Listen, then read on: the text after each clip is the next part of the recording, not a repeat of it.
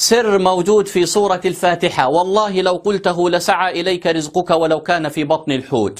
وقد علمناه رسول الله صلى الله عليه وسلم، حيث روى البيهقي في سننه والترمذي في سننه والحاكم في مستدركه، وقال الحاكم حديث صحيح على شرط الشيخين البخاري ومسلم، من حديث عائشة رضي الله عنها أنها قالت: شكى الناس إلى رسول الله صلى الله عليه وسلم شح المطر وقلة الرزق، فجمعهم رسول الله في المسجد وقال لهم: إنكم تشتكون إلي قلة الرزق، وعندكم رب أمركم بالدعاء ووعدكم بالإجابة. فقالوا: فما نقول يا رسول الله في دعائنا؟ فقال لهم رسول الله صلى الله عليه وسلم: قولوا بسم الله الرحمن الرحيم، الحمد لله رب العالمين، الرحمن الرحيم، مالك يوم الدين، إياك نعبد وإياك نستعين، لا إله إلا الله يفعل ما يريد، اللهم أنت الغني ونحن الفقراء.